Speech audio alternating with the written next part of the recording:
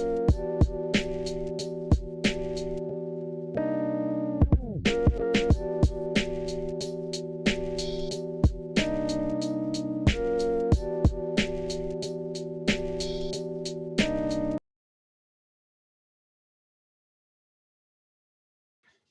it going, everybody? This is Alex Caceres, and you're listening to Story of the Fight.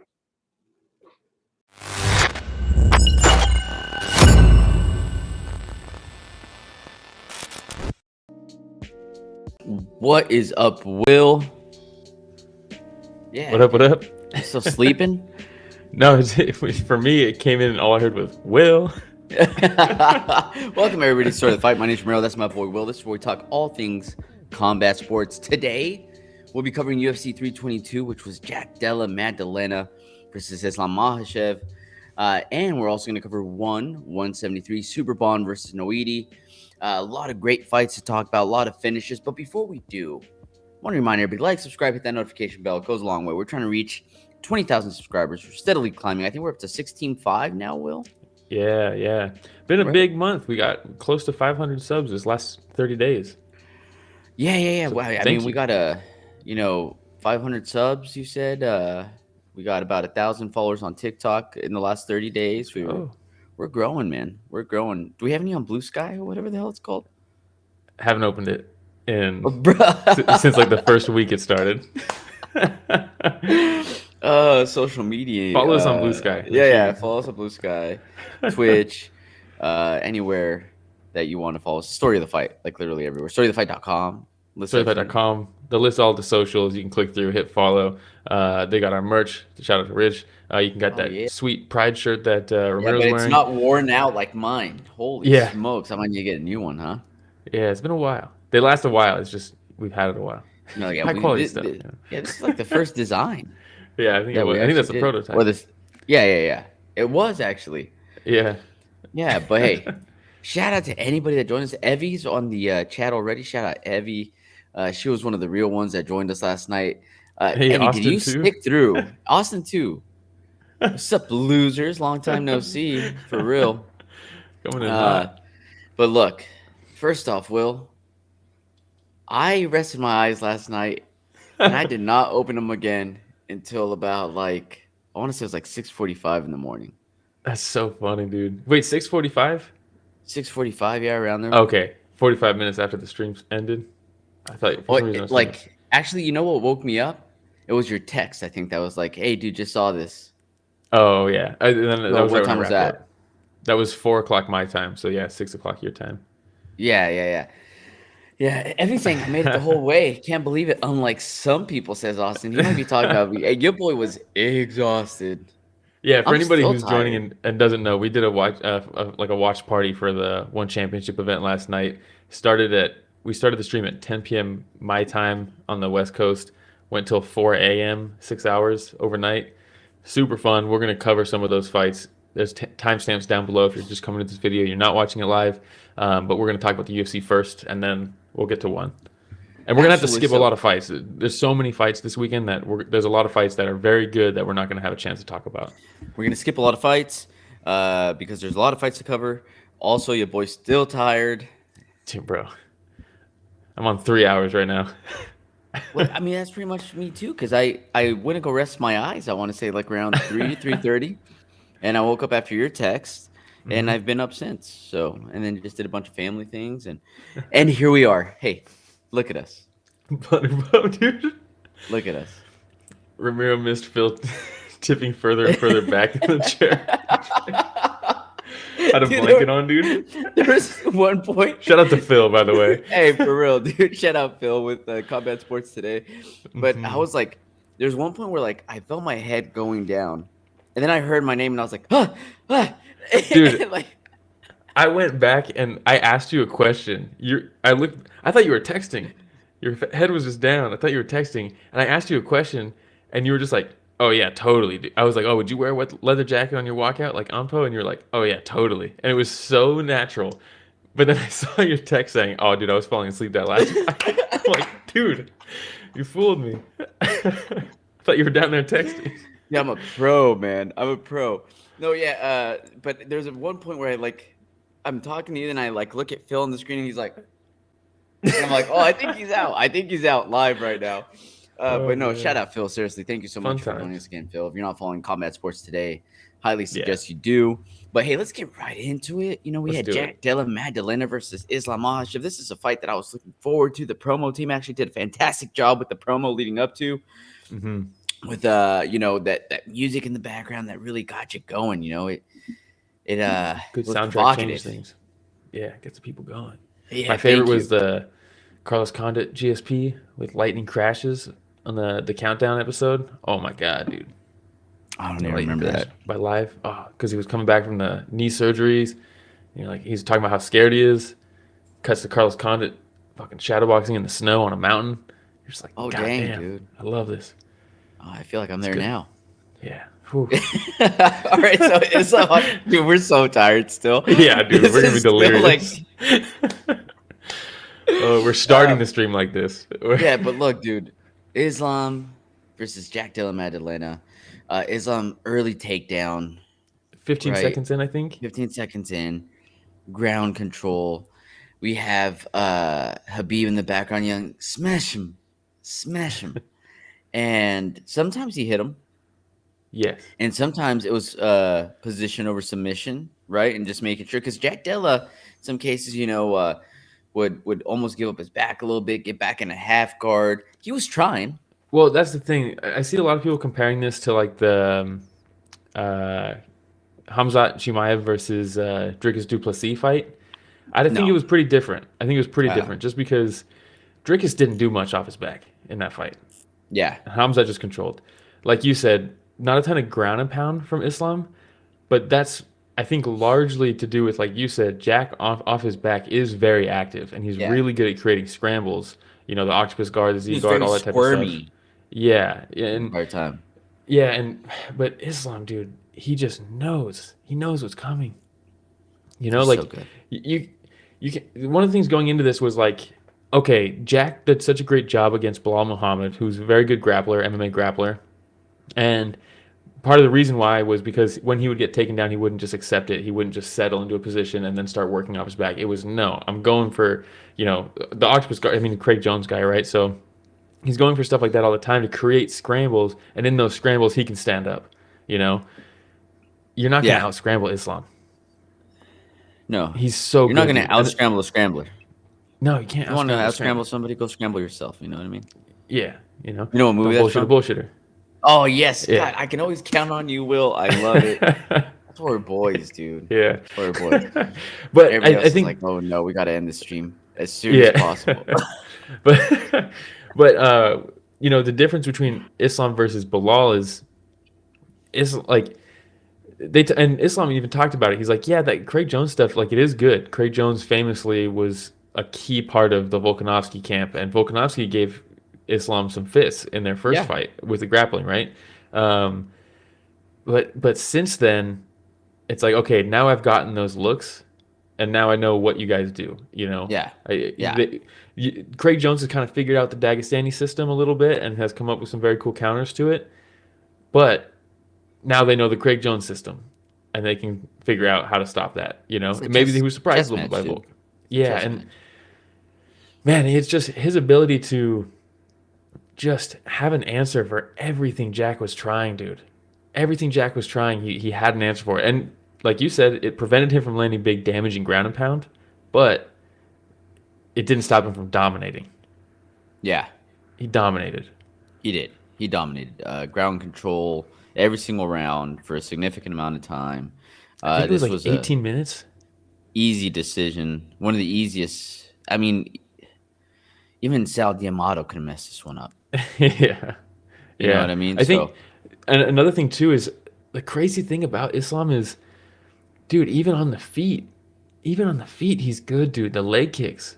Because Jack would fight in the closed stance. And one of the things, I don't know this for sure, but if you're fighting an open stance matchup against a wrestler, kind of sketchy because your lead leg is like right there for just them to just reach down and grab it. So in a closed stance, the takedown's not that easy, at least, right? It's different, but you can't just reach down and grab it. But every time Jack was closed stance, that outside leg kick from Islam was there, and he was just destroying the lead leg of Jack. So then Jack switches stances. Now it's open stance matchup, and then Islam's in on takedowns or the open side high kick that he has. And you're like, dude, this fucking guy has an answer for everything. It's not just the scrambles. It's also on the feet now. Like, he's so good. Austin coming through and saying, Land is killing the sport. I don't go as far.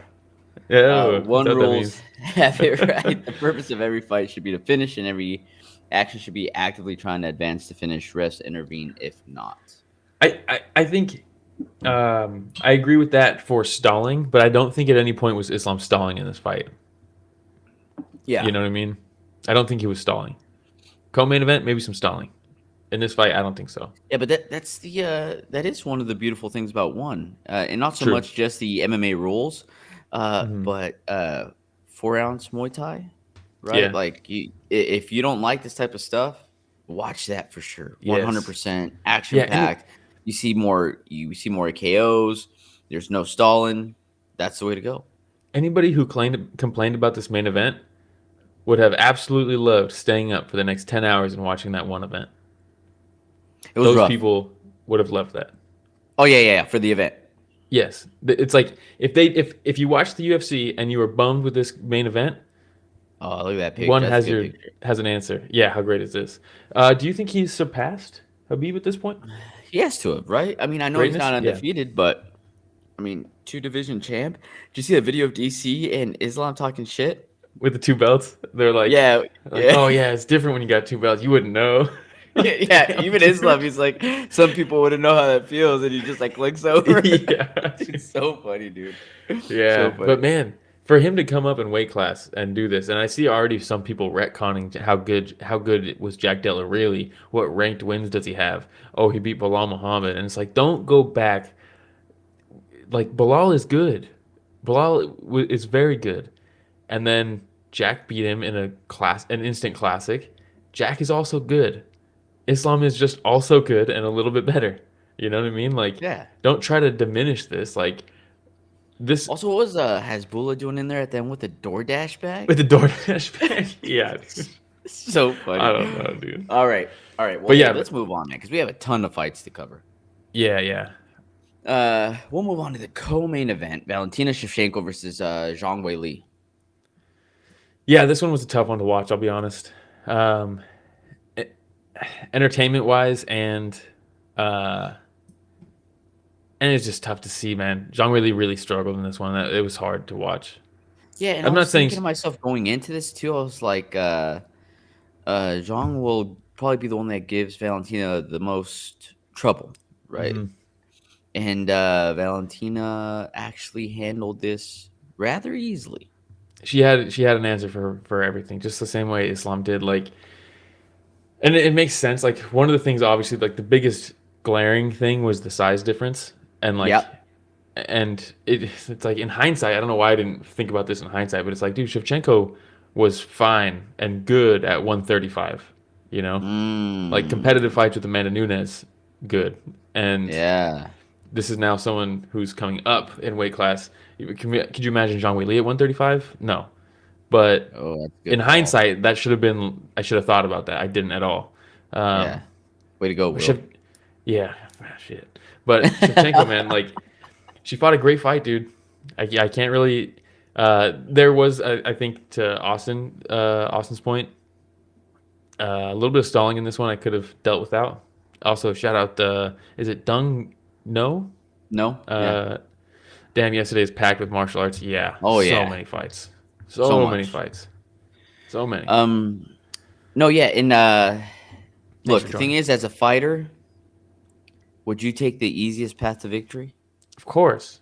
You know, and so I can't really. I don't blame her. Yeah, I can't blame her for that. But also, just entertainment factor, not the best. But again, if I'm in her shoes and I'm like, oh, okay, I could just wrestle and call it a day, collect my paycheck, still have the belt.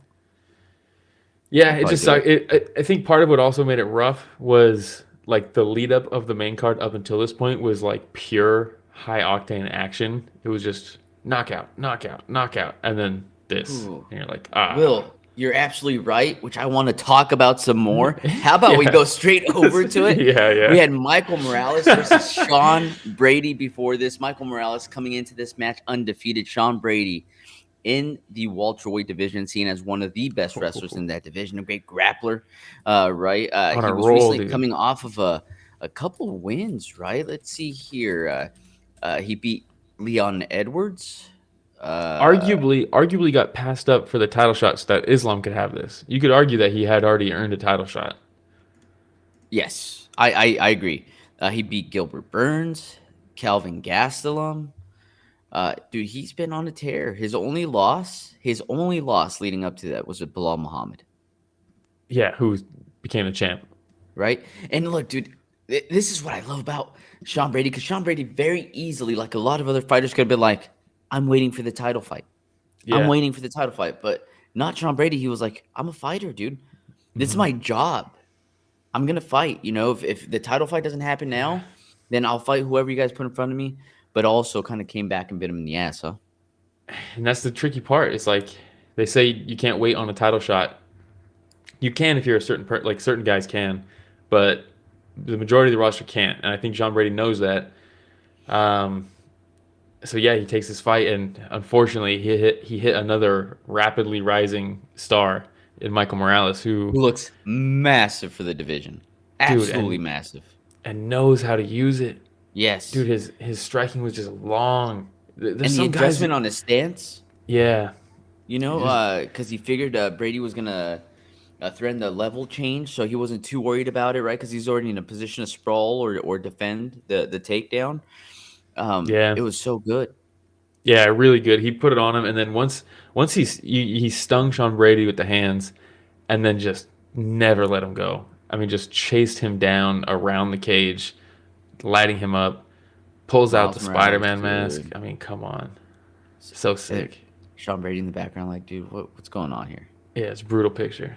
Yeah, it is a brutal picture. But yeah, Michael Morales, sky is the limit for this guy. And an interesting matchup. I'm not going to say he beats him, and I wouldn't pick him in the fight, but an interesting matchup for Islam, I think. He's got a fun style. Ooh, okay. And I believe Brady was number 4 in the division, if I remember correctly. Was he? I thought he was higher. Oh, yeah, you're right. Number 2. Oh, my goodness. Yeah, so now it's like he might be next. Might be next. I think you're right. Because now that we have Islam there, I don't think the UFC is going to want to give Bilal Muhammad a title shot. Jack Della, they won't give him a rematch right away. Sean Brady's now gone. Michael Morales it is. It's either Michael Morales or, and this is the dark side of the UFC, Ali Abdelaziz is also a manager of Kamaru Usman. And Islam was already talking about how much he would like to fight Kamaru Usman for the legacy. And Usman was already talking about how my next fight's probably going to be for the belt. Ali Abdelaziz is talking about how Usman deserves the title shot because he's the welterweight GOAT. And then just a week ago, Dana White was over there at the podcast with Henry, Cejudo, and Kamaru Usman, and flat out says, of course Kamaru Usman's the welterweight GOAT. Of course he is. What are we talking about? And if that's not planting the seeds for Islam versus the welterweight GOAT, I don't know what is. This. What are we doing? I'd be so frustrated. Kind of a fun matchup. Yeah. And look, dude, I like Kamaru Usman. Mm-hmm. He was on a tear, dude. He is one of the best that we've seen do it in that division. Top 3 for sure. Right now, I just don't want to see that right now. All right, let's move on.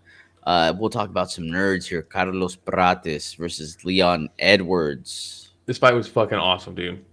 This fight had everything. It had everything. Little shit talking. Had a good stare down. It looked like a bounce back for Leon. That first round, he looked good, dude. Yeah. And because he loses. He lost by decision to Bilal. He loses his belt. Then he gets submitted by Sean Brady, and you're like, ooh, that's tough.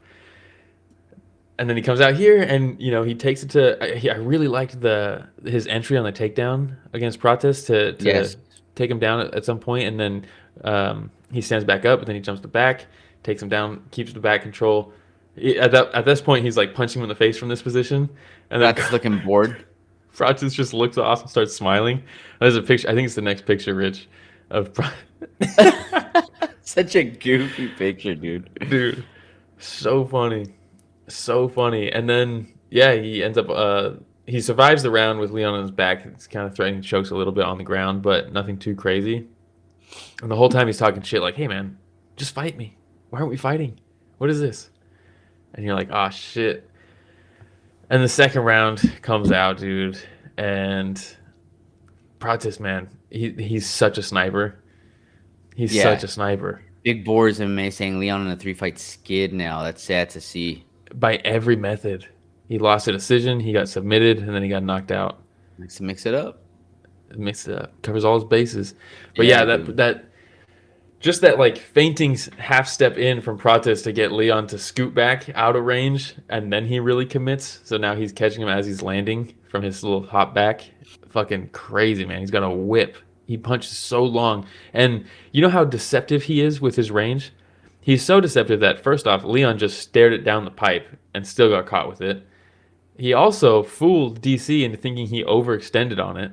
And then they show the replay, and his feet are directly underneath him. He's just so long and so good at it. Yeah, and even DC said, he's like, I guess he wasn't extending. Yeah, he's like, never mind. He did get there. Like, yeah. It's... And Austin... Yeah, Big Boy's first time to do it.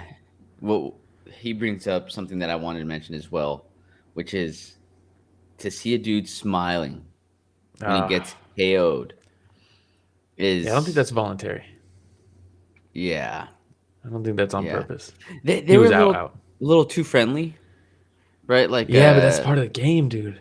I think that... Yeah. Because we've always... Most of the, like, talk around Leon, not necessarily us, but a lot of the talk around Leon is like, what's the mental game like, you know? Like, he was shutting down in that Usman fight, and it's like, come on, like the crazy corner work to get him back in the fight. Like, just believe in yourself, all that stuff Chael's talking about. I don't think Leon knows how good he really is, and he doesn't believe in himself. And Leon's like, hey, man, I do. And it's like, but it's always been like a weird mental aspect that people talk about with him.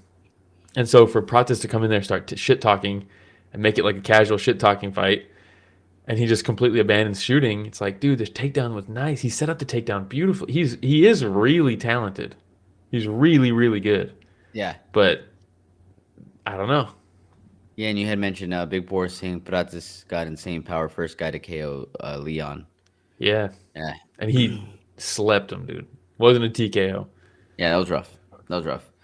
All right. Yeah. Let's see here. Who else did we have? We had Benoit Saint-Denis versus Beneil Dariush.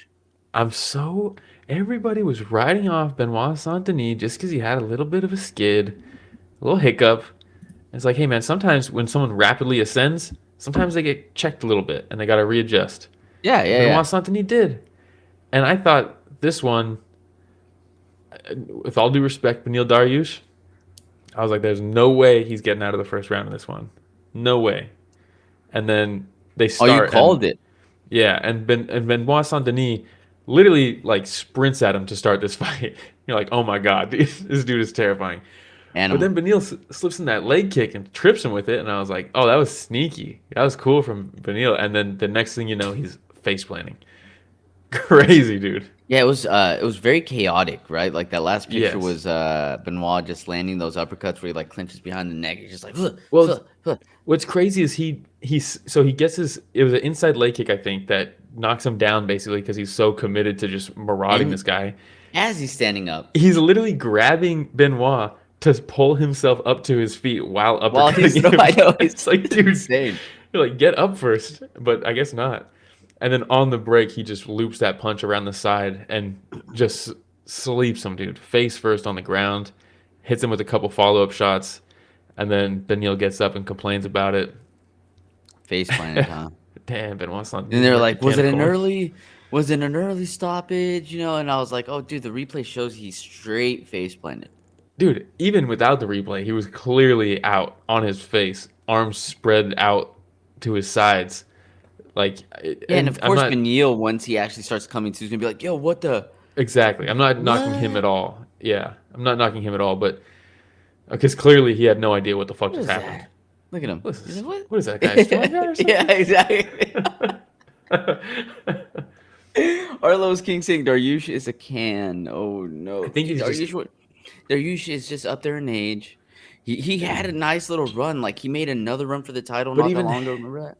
but I would argue even that run he was on, he was already kind of past his prime. And I know a lot of people be like, "Oh no, it's just his Yes. hair tricks you into thinking he's old." And I'm not talking about his actual age. It's just you can just By a lot tell, of like, miles. just a little shop worn. Yeah, I mean that with no disrespect.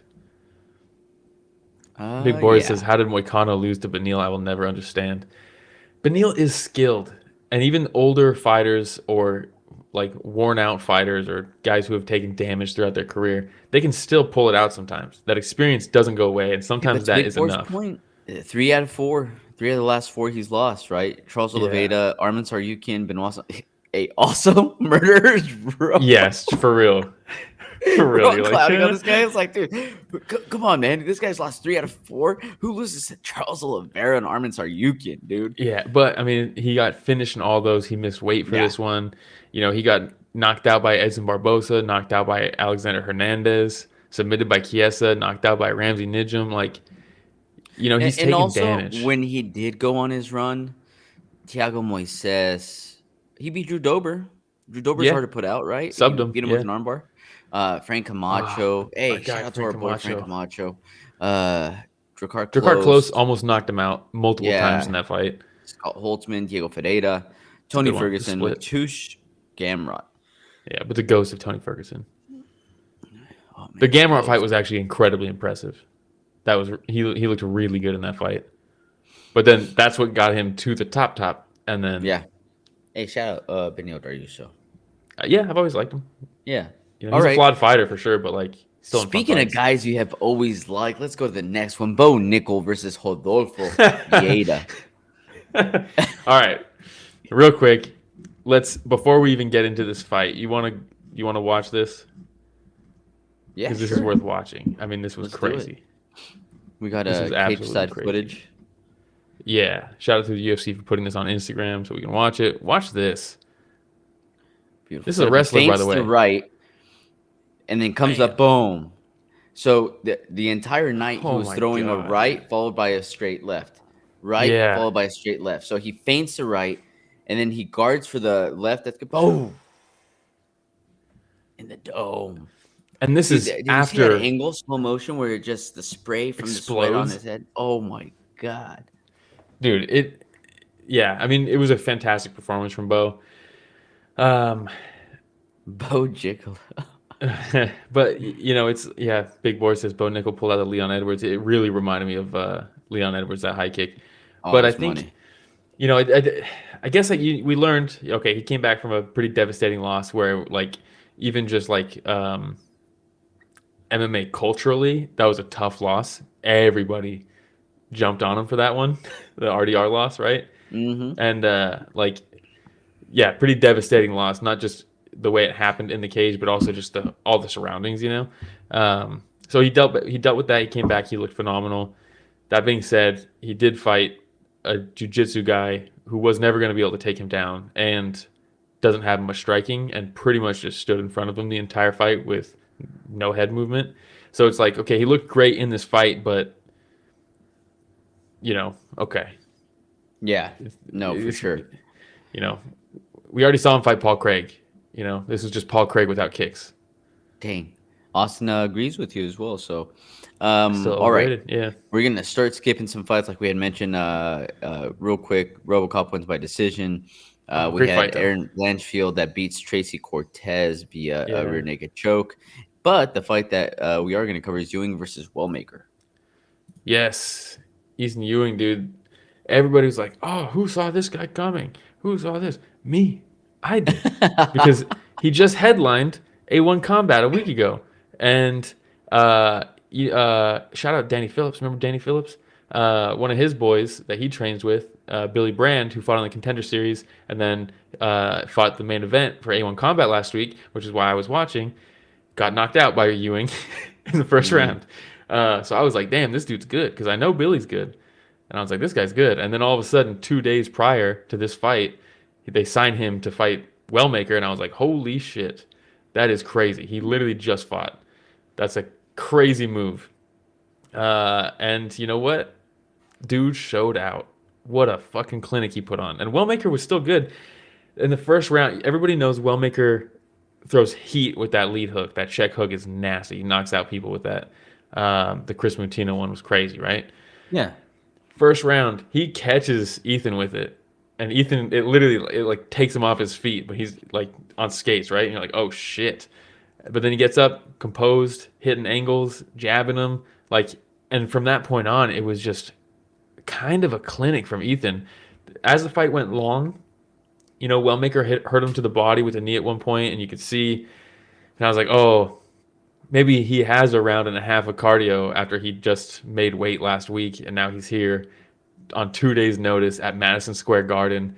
Like, maybe here's the adrenaline dump, Yeah. But then he rallied back, and then he won the remainder of the fight and was just piecing him up, hitting angles like TJ Dillashaw, dude, stepping in the pocket, hitting 3-punch combinations. Dillashaw? Slipping a hook, exiting the angle, and then hitting him from like behind the ear, and then he's gone.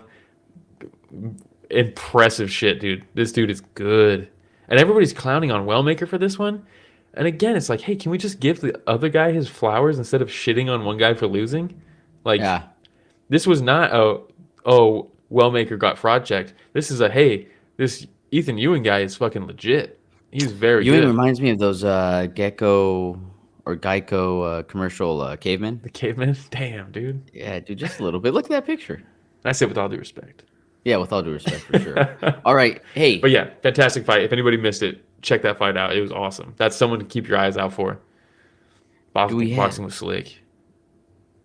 Do we have a moment of silence for the fights that we lost? Yes, we do have a moment of silence. Originally, City was supposed to fight Wellmaker, and then he dislocated his shoulder. So then they gave him Cody Haddon, and then Cody Haddon withdrew. And then 2 days before the fight, they gave him Ethyn Ewing, and then Ethyn put on a fucking clinic. Dang, man. Didn't work out for Wellmaker. How about monies, bonuses? Morales got one for knocking out the number 2 contender in Sean Brady. Jeez, massive. Prates got one for becoming the first man to knock out Leon Edwards. Fair. Well deserved. And? Benoit Saint-Denis got one for crazy picture choice for finishing Benoit Saint-Denis, and I think, or Beneil Dariush. Both of them with their arms out like that at the exact same time? Yeah, what happened? I don't know. For 16 seconds, I think it was? Yeah, 16 seconds. Crazy. And then Bo Nickal got one. And how do you not choose the high kick picture is crazy. Yeah. Well, solid. There we go. And I believe next week we do have some UFC, if I remember correctly. UFC Fight Night. Yukim versus Dan Hooker. Oh, this is the Qatar fight card, right? Bilal Muhammad, Ian Gary, Ozdemir Manifield. It's actually a decent card, man. It's a really good card. Yeah. All right. Horiguchi's back. Kyoji, let's go. Now it's time to cover the other event, Will. We're going to cover 173, massive card, massive event. We've been looking forward to this when we lost. How many title fights? 4 title fights we lost on this card. And it was still stacked. We still had 4 title fights even after that. How crazy is that? Yeah, insane card, dude. From top to bottom, just fucking nuts. They went all out on this one. Kickboxing, MMA, grappling. Was there any Muay Thai? I don't think there was any Muay Thai. No, there was. Suakim. Yeah, fuck. But yes, there's so many fights on this card. We don't have the time to cover everything. So we're going to skip some fights. And some of these fights, it's crazy that we're skipping them, but just give us a fucking break. We're on 3 hours of sleep. We're going to we're going to have to skip some fights that are worth talking about. And maybe we'll just do an honorable mention when we skip them, but we can start with the main event. Let's start with the main event. Superbon versus Noiri. Bro. Okay, first off, this is a unification fight, right? Superbon's the champ. He's coming back. Noiri became the interim champ when he knocked out Tawanchai at 172 last time they were in Japan. Pretty shocking, right? Crazy fight. Yeah, that was insane. And going into this, you're like, okay, well, Superbon got finished by Tawanchai and Muay Thai. Is he starting to fade a little bit, And Noiri's coming into his own now at 1. He struggled a little bit when he first came over, but now he's on that Marauder mode. He's breaking shins. He's knocking out Tawanchai. So maybe he's going to be a bit too much. But if anybody can fight off the back foot, it's Superbon. He lands those fadeaway high kicks all the time. Dude, this fight fucking delivered. I thought this was so good. Yeah, Noiri looked very fast, and Superbon's one that ended up winning this fight, right? But I wanted to ask you, Will, what were your thoughts on that decision? I thought Superbon won this fight. Yeah, Rick Allen real quick says, how is one still in existence, bro? Heard they aren't really profitable. It's because they put on bangers, and everybody wants bangers. But yes. Ooh, Anonymous says Noiri robbed. Ooh, I thought Superbon won this fight. I thought there was a lot of close rounds that could be toss-up rounds, to be honest. I was also, at this point, it was 3 a.m. So I wasn't probably doing the best at scoring fights at this point. But like Blunderbird Bub says, hamburger arm, dude, because Superbon right off the bat, he wants to kick. The guy wants to kick. And he's throwing teeps to the body to create space. Anytime Noiri would get close, he'd hit him with a couple punches, push him away, and then throw this high kick. And Noiri was blocking most of them. But dude, by the end of this fight, we'll see it on the pictures where he's landing this kick. It is mangled, dude. The back of his right arm was tore up, black and blue. It looked like there was like divots in it, just tore up. Yeah. But I thought Noiri, and this is the next picture, and the reason I put it here was he was landing this kick to the rear leg of Superbon, where these guys, these Team Facilius guys, Yuki Yoza, Noiri, like they're so crafty at getting their kicks in places. If you can hit somebody where they don't expect to be hit, it's like a multiplier on the effectiveness, you know? Yeah. If you can brace for a shot, you can eat it a little bit better, right? Sustain it a little bit better. They're so good at mixing in these weird unorthodox kicks in positions where you don't expect to get kicked, in body parts where you don't expect to get kicked. Like, no one kicks your rear leg. How often do you see that? There's only like a handful of guys that really do it effectively. And he would just go forehead to forehead with him and just kick the shit out of his rear leg. And again, by the end of this fight, and you'll see it in these pictures, the whole back side of Superbon's right thigh is just battered, dude. And these guys were just it's like, what do you want? Do you think the leg kicks to the rear leg are more damaging, or do you think these high kicks that are being blocked are more damaging? And I think that's probably the difference maker. I thought Noiri probably could have landed more with his hands, but maybe it's because of the damage on his right arm that he couldn't. But look at this picture. Look at Superbon's leg at the bottom there. Oh, nasty. Yeah. Rough. Nasty. And you can see the back of Noiri's arm here, too. I mean, it looked like they were in paintball fights. It's crazy, dude. Look at Olivier Kost's face right there. I'm just like, oh, my God. Oh, jeez. Yeah, but yeah, it was a very entertaining fight. I thought it was a lot closer. I really... It was close. And I have to go back and watch it again, but I edged it out to Noiri, personally. I mean, he was forward pressure the whole time. And I think... Yes. I mean, look at these shots, bro. I think one point of contention here is... It is the clinch knees from Superbon. He really did get away with a lot of clinch knees, especially towards the end of the fight. That, like, should we be scoring those really? Probably not, right? Like, and if that's the majority of the offense in the later rounds, then maybe you do give it to Noiri. Anonymous says fight needed a sixth round, to be honest. Yeah, I mean, it was so close the whole time. It never slowed down. It was Superbon trying to create distance so that he could kick him, and Noiri trying to close the distance so he could kick him in the leg or land shots to the body. They just stood in front of each other and fucking battered each other. And just really composed, just shot for shot, like good high-level shit. But it was a good really fight, fun. though. Yeah, really, really fun. But Superbon got the win, and he's the champ again. Yeah, I also really like Noiri, too. That was part of it. Like, last time, I remember his family, walks in there and... Did you see the clip of him and his son, dude? No. Oh, cage side, he goes over to his wife and son, and he's like on his knees, like in front of him, and his son's just fucking bawling, dude. And you're like, oh no, don't show me this. Don't show me this. But yeah, great fight. It's a fight game, huh? Yeah. The youngins learning early. All right. I know. We'll move on to the co-main event. We had Wakamatsu versus Pacio. Yeah, this was a fucking great fight. And again, to talk about how stacked this was, the first fight we just talked about was interim champ versus the disputed champ. And this is champ versus champ, just like how we had in the UFC. Pacio's going up in weight to fight Wakamatsu, who's coming off a first-round knockout of Adriano Moraes at 1172 in Japan last time. For anybody who's not super familiar, Moraes is the guy who knocked out Demetrius Johnson. Wakamatsu went out there and knocked him out. Pacia's going up in weight. And dude, the fight starts. I thought he had it at first, dude. Pacio. Pacio? Yeah. Yeah. And you know what? After going from watching UFC and the Zhang Weili Shevchenko fight, I was like, I don't know, maybe it's gonna be too much of a size gap for Pacio. And then he cracked him in like the first 15 seconds, and I was like, maybe not. Yeah. Yeah, yeah. You know? Good recovery from Wakamatsu though. But and you mentioned the size because it kind of does start playing Then it did. a role after that, right? In the clinch game for sure.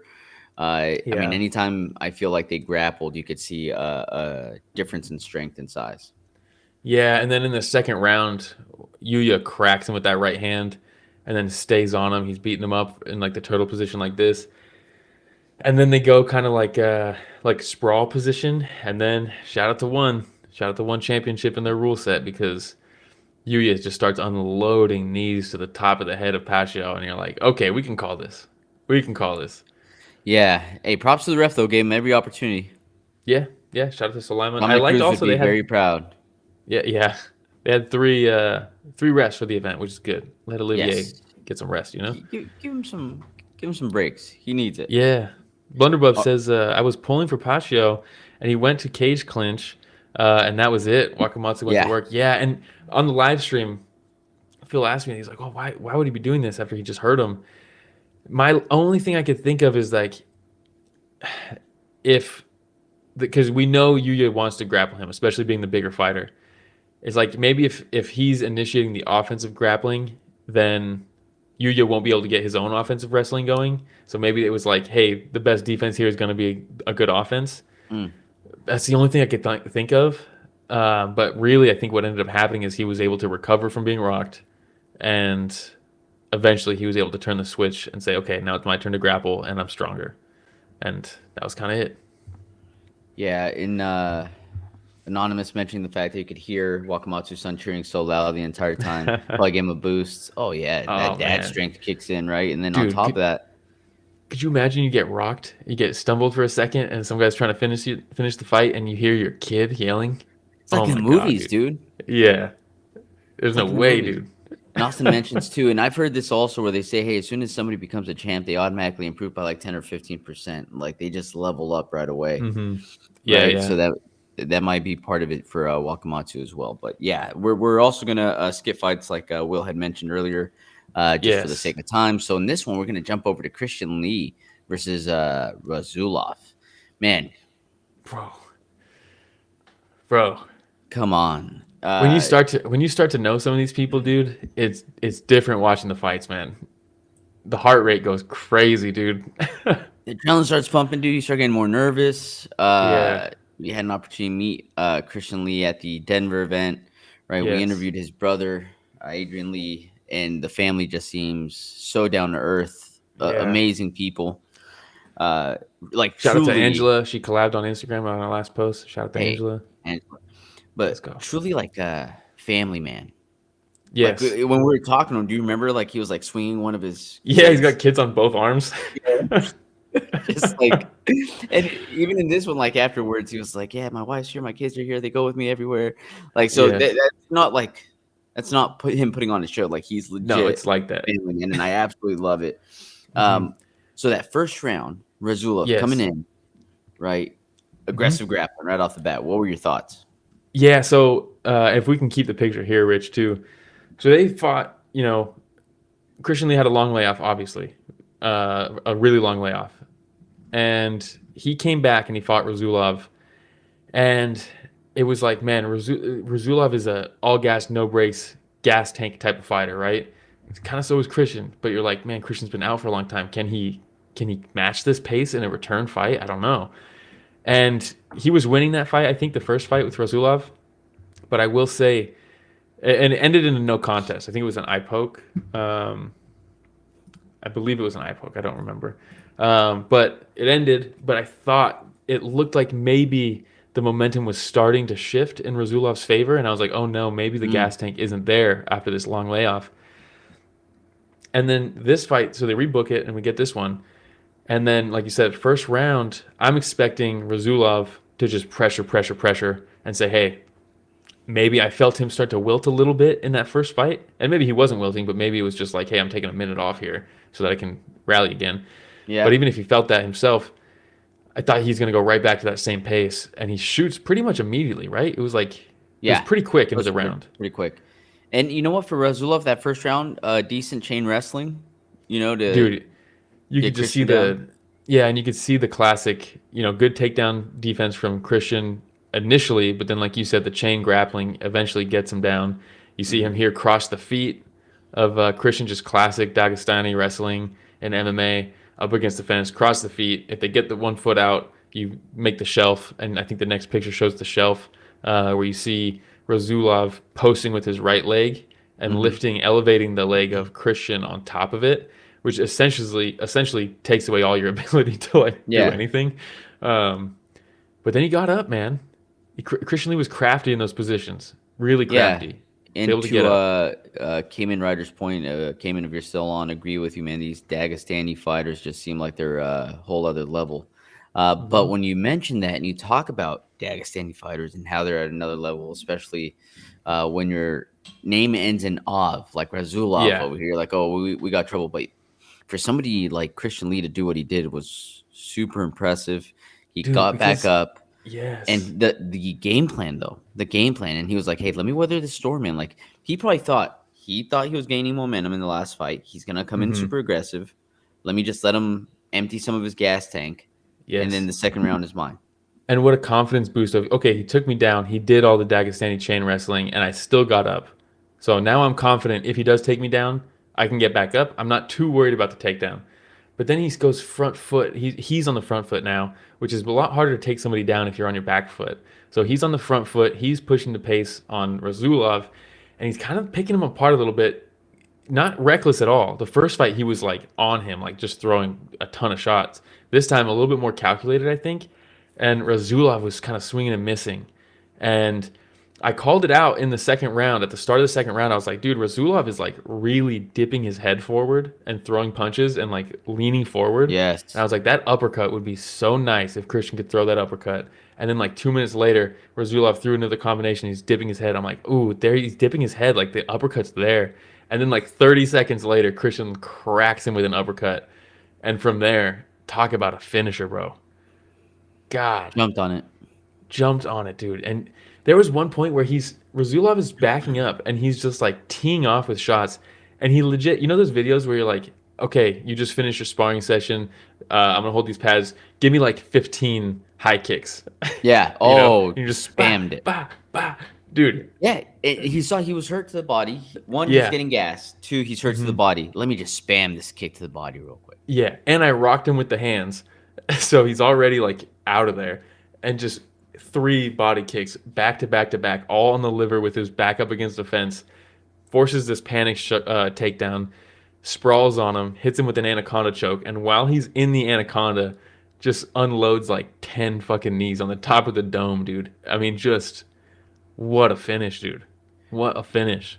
Which was awesome to see because you saw it with Wakamatsu and then Christian Lee, those similar finishes. And Austin asking about my reaction to this. I know I wish I would have watched this with you guys because I was super pumped as I was watching this, dude. Again, a huge fan of the Lee family, so this one was a good one for me. I stayed off social media, right? I didn't see who won any of the fights. Will, we didn't talk about it, right?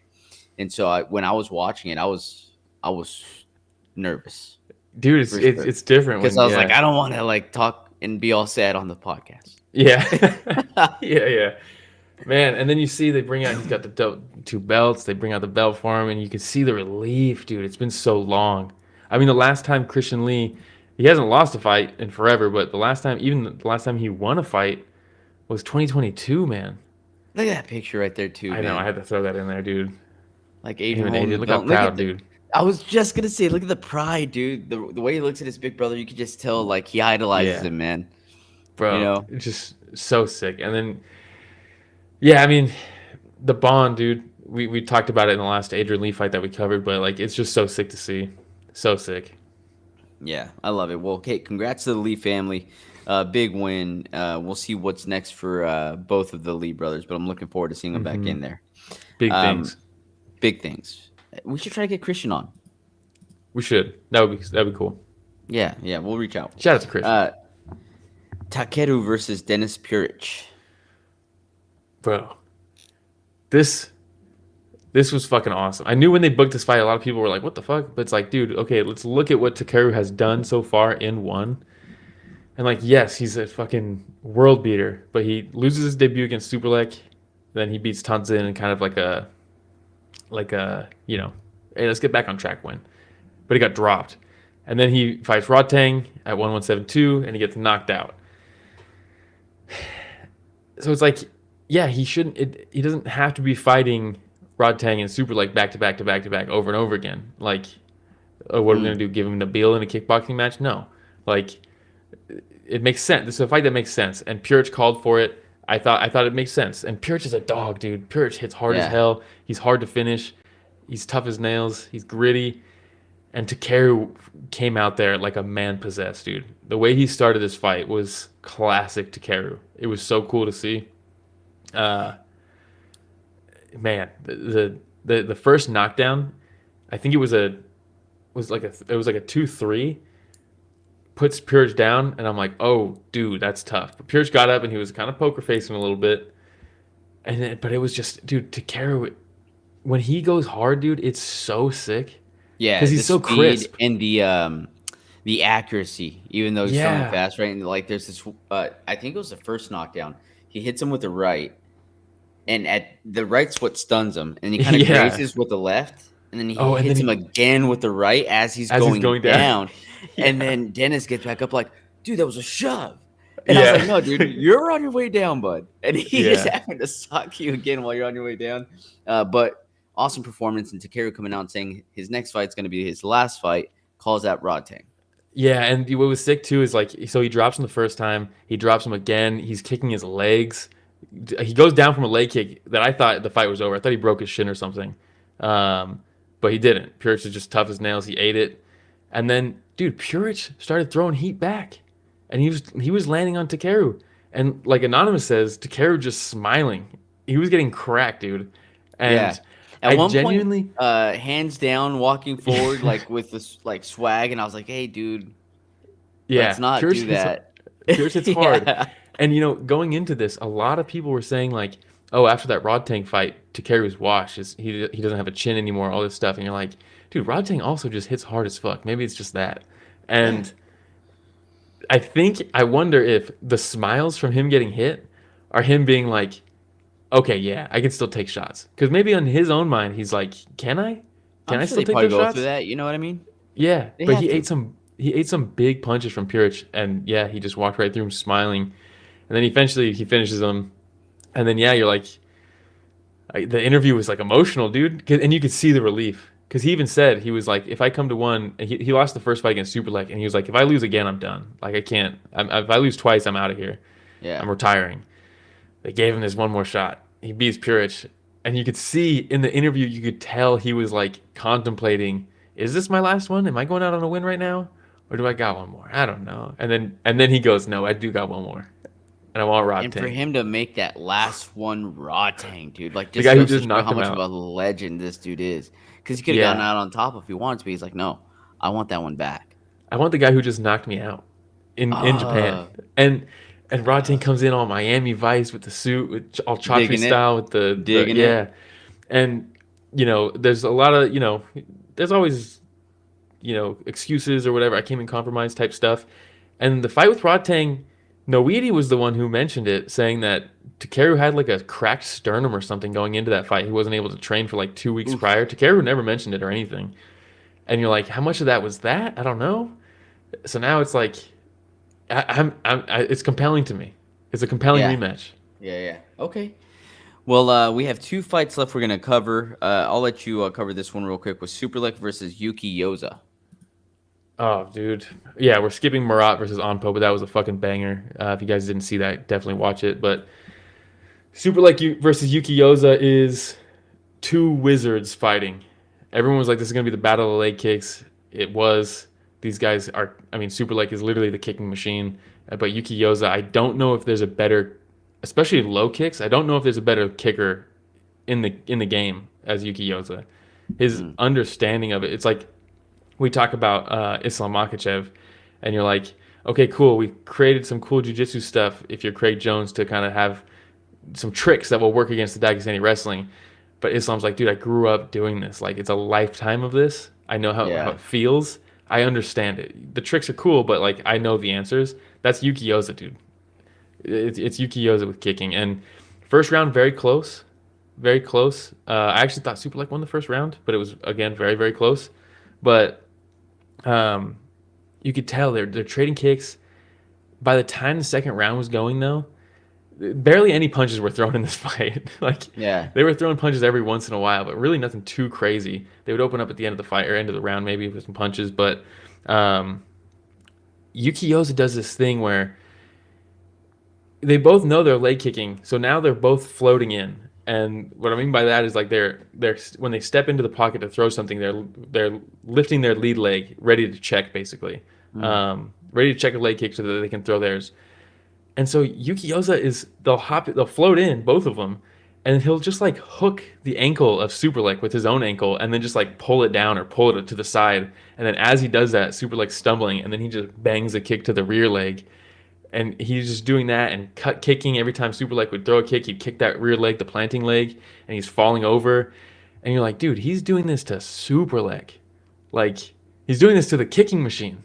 It's just a fucking masterclass, dude. If you want to watch just crazy, cool, creative striking, and I said this before Yuki Yoza signed with one, I thought this is the guy. When they got Takeru, I was like, oh, maybe they'll get Yuki Yoza. They got Noiri, and I was like, oh, maybe they will get Yuki Yoza. And then they finally signed him, and like this was what I was waiting for with Yuki Yoza. This guy is something else, man. He's so fucking cool. So, and he called out Haggerty. I'm like, let's fucking go, dude. Yeah, I need that for sure. But great fight. And then the last one we're going to cover, Stamp versus Kana. Yeah, we got to talk about Stamp, right? Yeah. I just realized I didn't put any slide. I didn't do a slideshow for Yuki Yoza. That's my boy, and I did him dirty like that. This one had a lot of questions too, right? We talked about it with Christian Lee coming back, and like in his first fight with Rasulov, he looked like he gassed a little bit, maybe a lot of ring rust, maybe. And in this fight, Stamp's coming back. She's coming back to kickboxing against Kana, who's been active, dude. Kana's been super active. And I was like, I don't know, man. It's just tough. She hits the stamp dance. We got to do the stamp dance, right? She killed it. Yeah. She killed that. She looked like she was enjoying fight week, you know? She did just miss being in there, dude. Yeah, and she said she had a lot of nerves, all that stuff, of course. But the fight starts, and Kana is just fucking in her face, dude. I think we were all just like, holy shit, dude. Which is genius. Yeah, genius. Don't give her a chance to settle in. Yeah, right? It's like, hey, I got a little ring rust maybe. I'm coming off ACL surgery and then a setback in the ACL recovery. Now I'm back in here. It might take me a couple minutes to kind of get my bearings right again. Kana's like, you're not getting a couple minutes. I'm fucking in your face. I'm kicking you in the legs. I'm punching you in the body. I'm kicking you in the head. Just working all the way up and down, up and down, up and down. Pressure, pressure, pressure. And Stamp, I mean, to her credit, stood her ground, right? She backed up against the fence, but once she was up on the fence, she was throwing back, and she was throwing with some heat, especially in the first round.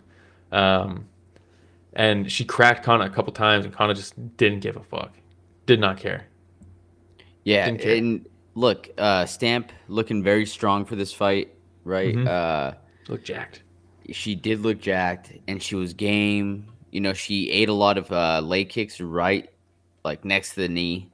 So if anything, she probably came out of this fight, and I know that she lost, but she probably came out of it thinking like, okay, good. We're good. We're ready to go. Like, ate some big leg kicks, you know, traded some hard shots, but we're good. Yeah, hey, shout out Pepper. Hey, shout out Pepper. Sorry, I'm hella late. It's all Pepper, good. did you pull an all-nighter last night as well, Pepper? Pepper was up, bro. Yeah. Pepper was up. Anonymous says, seems like all K1 fighters come in, lose, have tough fights, and then come back 3 times stronger. Yes, and that's also why I picked I struggled with the Wajima fight. A lot of these Japanese kickboxers, they come over, and yeah, it is different. And that's what Chatri said, right? And everybody clowned on Chatri. And he's like, yeah, these fighters, these top Japanese strikers, they come over and they get crushed in one. So, like, what does that say about us? And it lit a fire, dude. Everybody's like, oh, I'm coming to one then. Yeah. Like they do struggle a little bit, it seems, at first. And then, yeah, they level up. I mean, Noiri knocked out Tawanchai. He lost, I think, his first 2 fights in one. And then he became the champ. And then just had a very close fight with Superbon.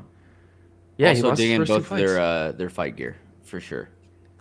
Yeah, we were talking about Super Saiyan Stamp versus Perfect Cell Kana. Yeah. It was really good. But yeah, great fight. Great return for Stamp. It's like both their stocks went up because it's like, okay, Stamp's good. She'll be back. And also Kana looked phenomenal. Well, what a day and night of fights, huh? We covered a ton. We covered UFC 322. We covered 173. Will, shout out again to you and Phil for holding it down all night.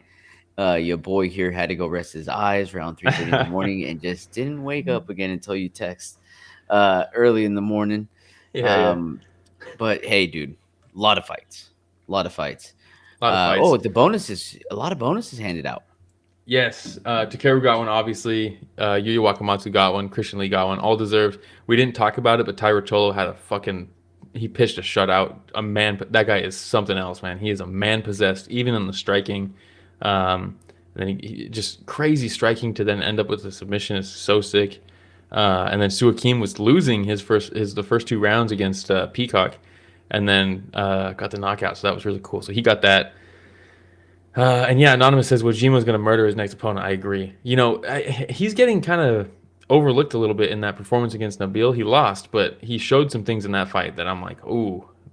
He touched Nabil with his left hand a few times, which nobody does. Nobody touches Nabil, and he did. So Wajima, definitely keep an eye out. Well, hey, shout out to everybody that joined us. Just so many of you to mention, but hey, a lot of you were also on the stream last night. Yeah, thank you guys. Pretty successful overall. I think it was like 25,000 views, right? 25,000 views. So much appreciation, because like we do a stream like that. It starts at 10 o'clock my time, and it's overnight until 4 a.m. If it's just us talking to each other watching fights, like that's cool, but like when that many people show up and watch it and you're in the chat, we're all watching it together, like that's the whole point. That's so much fun. I'm telling you right now, your boy would have fallen asleep if it weren't for you guys. I would have fallen asleep. Oh, you would have been out. Oh yeah, I would have been out. But thanks to you guys, I at least was able to make it till about 3:30 in the morning. My time over here. It was your boy. We're gonna get better and better at the prep for stuff like that. It's difficult, but I think we can. Like, I'm not gonna wake up at 6 in the morning to go running on the nights that I have to, be up overnight for fights. So all these things that we're taking into consideration for sure. But thank you, everybody. You made the event very fun. Just remind everybody, like, subscribe, hit that notification bell. It goes a long way. We're trying to reach 20,000. We're steadily climbing, and it's not just on YouTube. But check out all of our socials as well. You can find it on storyofthefight.com. And also, what are the other platforms that we're on? Yeah, if you just want to listen to the show, Apple Podcasts, Spotify, YouTube Podcasts, but we highly suggest YouTube. We did have a decent amount of people on Twitch as well. We stream on Twitch, but it's just the live streams. There's nothing else going on Twitch outside of these streams. And I would say it's better on YouTube if you're going to watch. But then, yeah, social media, Instagram, Twitter, TikTok, Reddit. It's just Story of the Fight on everything. Like Ramiro said, storyofthefight.com. We'll list everything. You can click through, hit follow, and then hit us up, talk fights. And then also a shout out to the man, the myth, the legend, our producer in the background, Mr. Richard Busto. So, hey, thank you everybody for joining us for another week, A Story of the Fight.